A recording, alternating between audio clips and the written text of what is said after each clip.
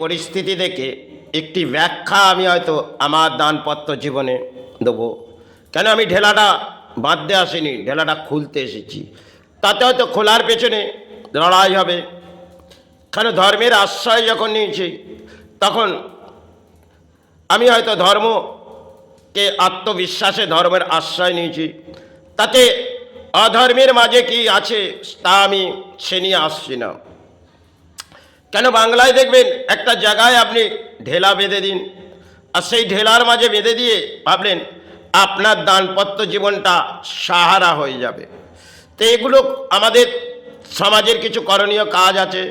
তারা হয়তো কোনো কারণে ঢেলাগুলো বাঁধতে বলে, তাই সেই ঢেলা বেঁধে সমাজের উপকার হয় কি না তা আমি জানি না। তাই আমার জীবনে আমি যেটুকুন বুঝেছি, সে আমি সমাজের কোনো ঢেলা বাঁধতে আসিনি, না কোনো কবচ বেঁধেছি, না কবচ বাঁধব। তাই সমাজের যে পরিস্থিতি, তাতে আমি যখন রঙের আবির্ভাব করিনি, তখন সেই আবির্ভাব আমার গায়ে লাগাও যায় না।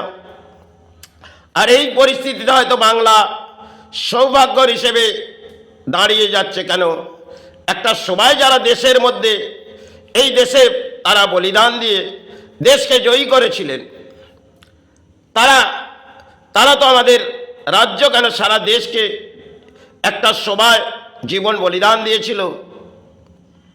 তাদের জীবনে কতটা দূর সময় গেছে তা আমরা জানি না।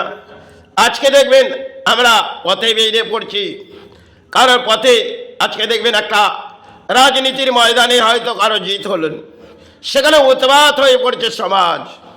কারণ উৎপাত হয়ে পড়ছে, একটা জনজোয়ার হয়তো ভেসে গেল, আরেকটি জনজোয়ার হয়তো সৃষ্টির আবির্ভাব হয়তো হলেন।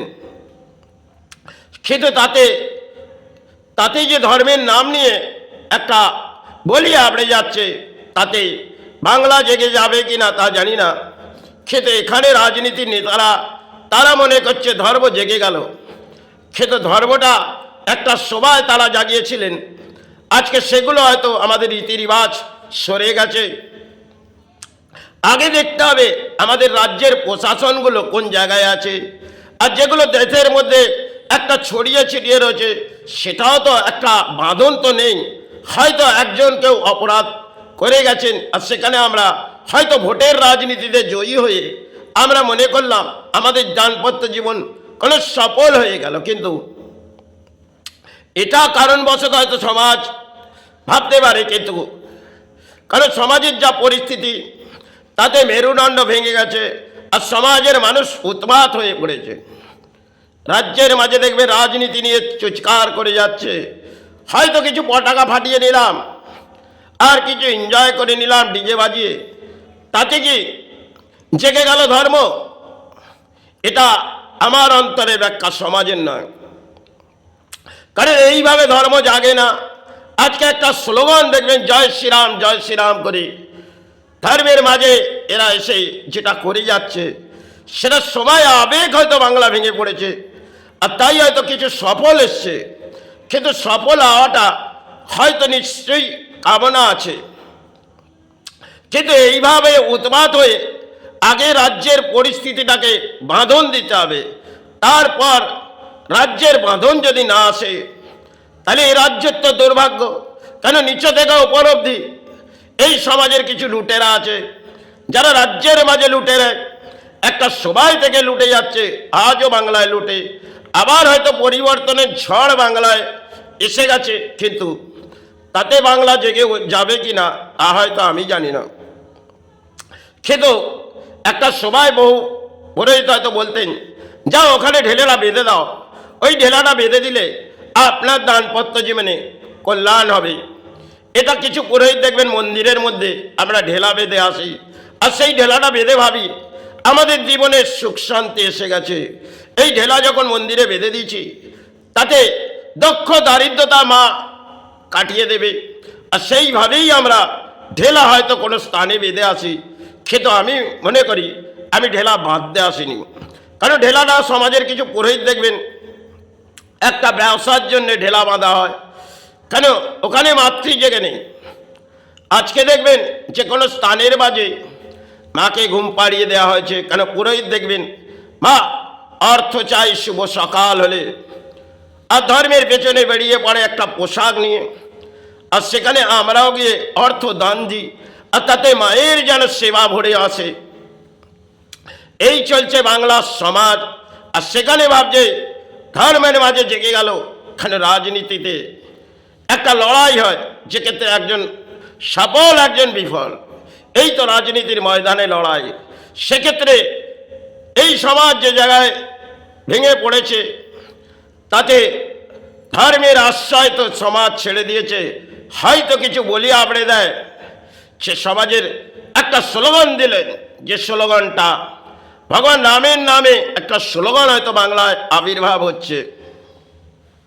সেটা জানি না বাংলা কতটা সৌভাগ্যর মাঝে আসবে, কেন হয়তো শান্তশিষ্টভাবে আমাদের ভোটের রাজনীতির লড়াইটা হয়েছে।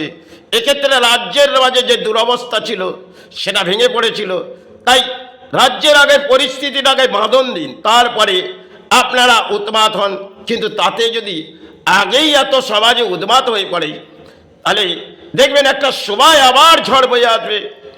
কেন পরিবর্তন করে হয়তো বাংলা ভেঙে পড়েছিল, আবার নতুন পরিবর্তন হয়তো বাংলায় আসছে। কিন্তু এই খেলার মাঝে দেখবেন একে অপর পরিবর্তন হয়, আর সেখানে আমরা ঝড় বয়ে যাই। আজ যিনি যে ডালে ছিল, আবার ডাল পরিবর্তন করে হয়তো সেই ঝড় বাড়ালো, আর সেই ঝড়ের মাঝে আমরা ভেসে যাব। কারণ তাদের কিছু ব্যবসা বাণিজ্যর মতন ফুটে আসে, আর তাতে আমরা লড়াই করে বেড়াই। কিন্তু আগে রাজ্যের বাঁধন করুন, যাতে রাজ্যের কল্যাণ হয়। কিন্তু সেটা একটা সময় দেশের জন্য যারা করেছিলেন, দেশ রক্ষা করেছিলেন, তাদের বলিদানে আমরা কি দিয়েছি। আজকে নেতারা এসে উৎপাত হয়ে পড়ে। তারা এটা ভাবুক, যারা দেশ স্বাধীনতায় আমাদের দেশকে কিছু বুঝিয়ে গেল, তাদেরকে আমরা খুঁজে তো পাবো না। আর তারা কেউ মাতৃচরণ গুরুচরণে চলে গেছে, আজ হয়তো আমরা জেগে পড়েছি। কিন্তু একটা সময় স্বাধীনতা সংগ্রামে তারা দেশের জন্য লড়াই করে এই দেশকে জাগিয়েছিল। আর কিছু ধর্মের মাঝে এসেছিলেন, তারা ধর্ম জাগিয়ে গেল মা করে। সেটা সময়ের অঙ্কের খেলা ছিল। আজকে রাজনীতির খেলায় মনে করবো ধর্ম জেগে গেল, তা মনে হয় না। কেন? আর কিছু ঢেলা যেমন বেঁধে দিলাম, তাতে মনে করলাম যে ঢেলাটা বেঁধে হয়তো কল্যাণ হয়ে গেল, তা কিন্তু হয় না। এই সমাজে দেখবেন কিছু কবচ বেঁধে দেওয়া হয়, আর কিছু জায়গায় ঢেলা বেঁধে দেওয়া হয়, তাতে হয়তো সমাজভাবে কল্যাণ। কিন্তু এক্ষেত্রে আমি ভাবি যে আমি তো ঢেলাটা বাঁধতে আসিনি, খুলতে এসেছি। তাতে দুর্ভোগ আসবে, আর সে দুর্ভোগ মাথা পেতে নিতে হবে। এটাই হয়তো দানপত্র জীবন। জয় গুরু, জয় মা।